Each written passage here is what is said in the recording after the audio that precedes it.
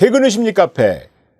직장인이 얼마나 힘든지 또 직장인의 스트레스 이런 것들을 우리가 다루고 있습니다. 그래서 스트레스가 요인이 있지만 그 요인하고 또 반대되는 개념 중에 하나가 반응입니다. 요인은 많은데 반응은 적을 수 있죠. 반응이라는 게 무엇이냐면 내가 나타나는 어떤 현상이죠.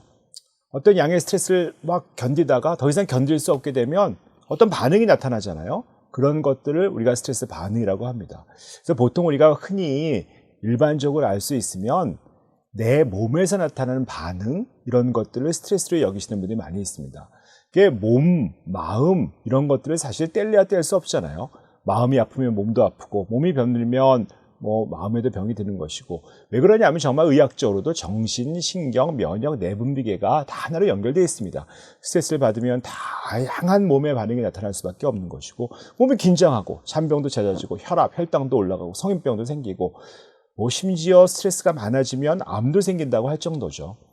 그래서 건강한 직장인들도 스트레스가 쌓이면 결국 몸의 변화가 나타날 수 있습니다. 몸이 결리고 쑤시고 또 눈침침하고 이러신 분들은 정말 많죠. 가슴 답답하고 저리고 머리 아프고 소화 안 되고 당 콜레스테롤 올라가시는 분들은 정말 많죠. 지방간 이런 것들은 우리가 흔한 스트레스 반이라고 볼 수 있습니다. 그 몸이 왜 멀쩡한 몸이 나빠지겠어요? 그 스트레스의 어떤 결과물로서 나타난다고 볼 수 있죠. 스트레스가 해결되면 이것을 잘 감당하면서 살아나갈 수 있으면 참 좋은데 그렇지 못하면 결국 몸뿐만 아니라 마음도 반응할 수밖에 없습니다. 우울하고 불안하고 걱정이 많아지고 슬퍼지고 조급해지고 화나고 때려치고 싶고 짜증나고 섭섭하고 이 모든 것들 또 마음뿐만 아니라 행동 자체도 변화가 오죠. 음주, 흡연, 도박, 마약, 스마트폰 게임, 야동, 쇼핑 중독 사실 알고 보면 그런 행동도 스트레스로 인한 반응이라고 볼 수 있습니다. 결국 나한테 일어나고 있는 몸의 변화, 또 마음의 변화, 행동의 변화가 우리가 받았던 스트레스 요인 때문에 내 몸에서 반응으로 나타난다고 할 수 있습니다. 마지막으로 중요한 어떤 스트레스의 어떤 요소 중에 한 가지는 나의 자원입니다. 요인이 많고 반응이 많을 때 그것이 그대로 나올 것이냐 어떻게 연결될 것이냐 하는 것을 결정하는 것이 바로 내가 가지고 있는 자원입니다. 스트레스를 견딜 수 있는 힘이라고도 볼 수 있죠. 스트레스 요인이 많다고 해서 반응이 다 많은 건 아니거든요. 또 반응이 굳이 없어야 좋은 것만은 아닙니다. 예를 들면 스트레스는 요인은 많은데 반응을 전혀 하지 않다가도 또 이렇게 또 쓰러지시는 분도 있거든요. 그래서 이런 균형을 이루고 있어야 되는데 과연 그 안에서 매개되는 어떤 요인이 무엇일까? 그게 자원이죠. 내가 가진 자원이 어떨 것인지. 스트레스 요인은 많은데 잘 버티는 사람. 또 그것이 버티기만 하다가 빡 부러지는 게 아니고 일종의 어떤 가죽부대처럼 아주 튼튼한 가죽부대, 물을 많이 부어도 점점 늘어나는 거죠. 스트레스를 감당하는 것이죠. 이런 것들이 어떻게 될 것인지. 그러다가 정말 몸이 터져버리면 안 되겠지만 하여튼 어떻게 내가 반응하고 요인 사이를 중개하고 있는 것이 어떤지를 한번 보시면 좋을 것 같습니다. 요인이 많은데 반응이 없다고 꼭 좋은 것만은 아니거든요. 우리가 대표적인 과로사죠. 과로사. 나는 아무렇지도 않은 줄 알고 살았다가 갑자기 쓰러져 버리는 거죠. 보통 우리가 봤을 때 여자분들이 요인이 많을 때 반응을 잘합니다. 아프다고 많이 하시거든요. 근데 가만히 살펴보면 여자분들이 남자보다 훨씬 오래 사세요. 우리나라 평균 수명만 따져도 거의 한 7년 이상 여성이 더 길걸요. 남자들은 이게 아픈 줄도 모르고 있다가 한순간에 무너지는 수가 많이 있습니다. 어떤 자극이 적당히 오면 그 자극에 적당하게 반응하는 것도 필요한 거죠. 하지만 또 너무 반응을 심하게 하면 그 요인에 비해서 너무 반응이 크기 때문에 힘들어지는 거죠.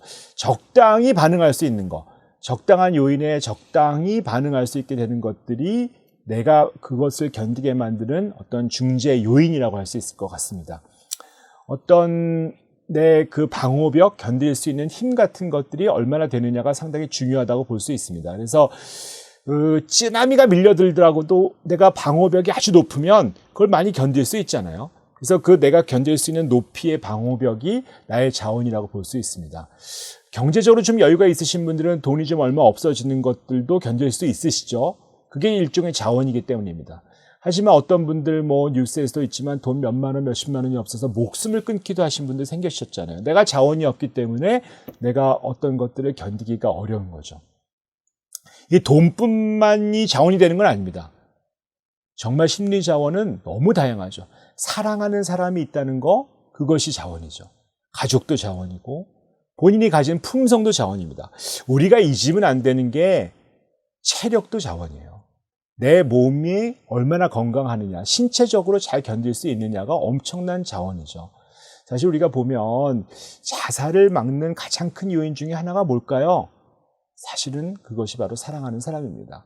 그 사람 생각하면 견딜 수 있고, 뭐 스트레스 요인이 사람이 스트레스 요인이 될 수 있잖아요. 우리가 보면 그 사람 때문에 힘들다. 하지만 어떤 사람한테는 그 스트레스 요인이었던 사람이 이 사람한테는 스트레스를 견딜 수 있게 만드는 방어를 해주는 자원이 되는 거죠.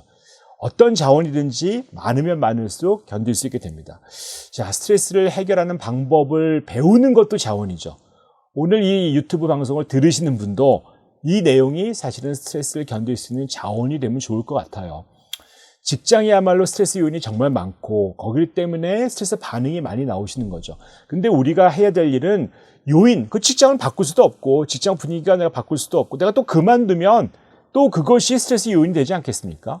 또 나한테 나오는 반응을 내가 어떻게 내 마음대로 내가 힘들어서 몸이 아픈데 그걸 어떻게 내가 해결하겠습니까? 내가 우울하고 불안한 것들을 어떻게 다룰 수가 없잖아요.